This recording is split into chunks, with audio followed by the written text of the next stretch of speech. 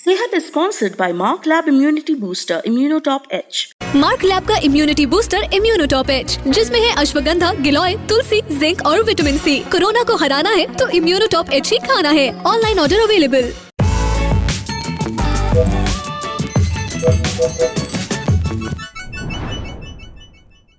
नमस्कार, आदाब। मेरा नाम है सरवत। आप देख रहे हैं सेहत ललन टॉप का हेल्थ शो, जहां बात होती है हमारी और आपकी हेल्थ की। पहला सेगमेंट हालचाल। आज बात करेंगे प्रोस्टेट कैंसर के बारे में, जो हिंदुस्तान में होने वाले टॉप 10 कैंसर्स में से एक है। दूसरा सेगमेंट है तन की बात, आपकी पलकें हर दिन क्यों गिरती हैं। और तीसरा सेगमेंट है खुराक, यानी एक झकास सी हेल्थ टिप, जैसे क्यों आपको पके हुए खाने के ऊपर नमक नहीं छिड़कना चाहिए। कैंसर, ये लफ्ज सुनकर ही ना रूह कांप जाती है। और ऊपर से कैंसर हैं भी कई तरह के, जिनके बारे में हम सुनते तो रहते हैं, कभी फिल्मों में, कभी किसी और से। हमने सुना होगा इनका जिक्र, जैसे कि ब्लड कैंसर हो गया, गले का कैंसर हो गया, हड्डियों का कैंसर हो गया। पर एक कैंसर ऐसा है जिसके बारे में कम ही बात होती है, और खुलकर तो बिल्कुल भी नहीं। इसका नाम है प्रोस्टेट कैंसर। हालांकि आईसीएमआर के मुताबिक हिंदुस्तान में हर लाख लोगों में से 9 लोगों को होता है, पर उन 9 लोगों में आप भी हो सकते हैं। प्रोस्टेट कैंसर सिर्फ पुरुषों को ही होता है। अब हिंदुस्तान में प्रोस्टेट कैंसर अमेरिका और यूरोप जैसे देशों के मुकाबले काफी कम है, पर एशिया और अफ्रीका के कई देशों से उनके मुकाबले कई ज्यादा है। अब ये प्रोस्टेट कैंसर क्या होता है, क्यों होता है और इसके लक्षण क्या हैं, पहले तो वो जान लेते हैं। प्रोस्टेट ग्लैंड जो है वो पुरुषों में पाए जाने वाला एक ग्लैंड होता है। एक लगभग छोटे नींबू के आकार का ग्लैंड होता है, जो मूत्राशय या यूरिनरी ब्लैडर के नीचे के हिस्से में होता है। जनरली जैसे पुरुषों का उम्र बढ़ता है, वैसे उस ग्लैंड का साइज बढ़ता है।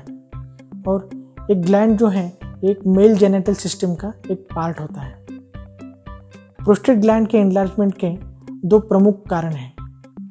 पहला है जिसको बोलते हैं बेनाइन प्रोस्टेटिक हाइपरट्रोफी, और दूसरा है जिसको बोलते हैं प्रोस्टेटिक कैंसर।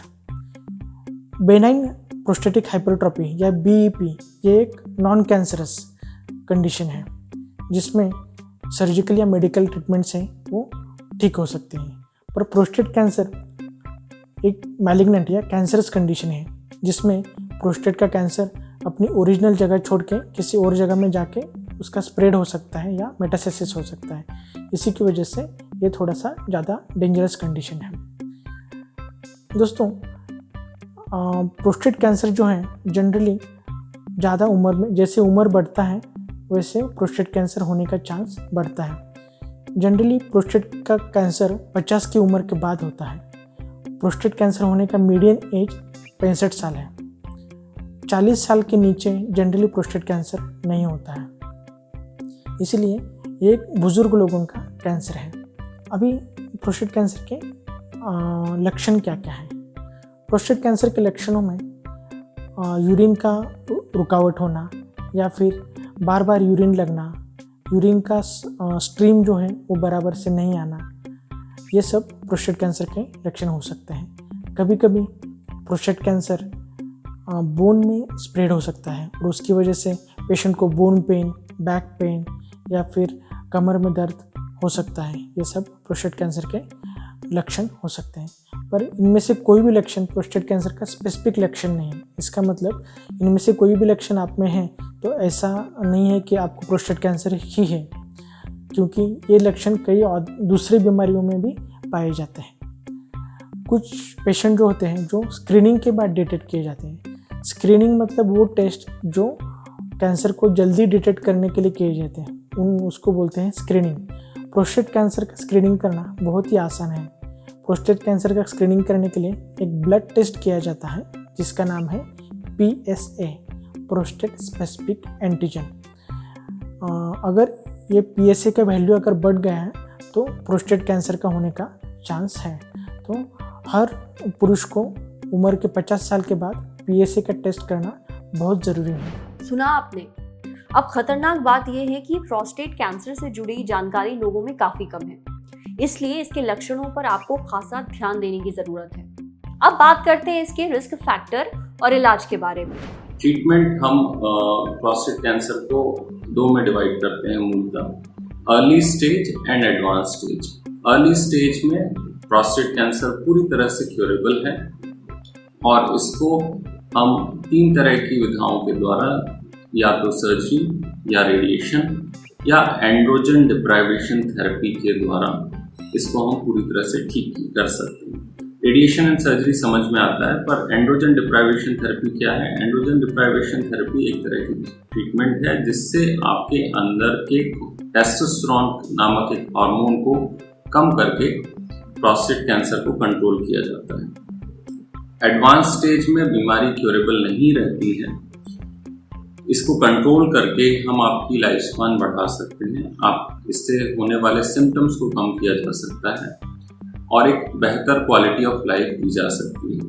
एडवांस स्टेज को भी हम मूलतः रेडिएशन, कीमोथेरेपी या एंड्रोजन डिप्राइवेशन थेरेपी के थ्रू कंट्रोल करते हैं। उम्मीद है प्रोस्टेट कैंसर के बारे में सही जानकारी आपके और दूसरों के जरूर काम आएगी।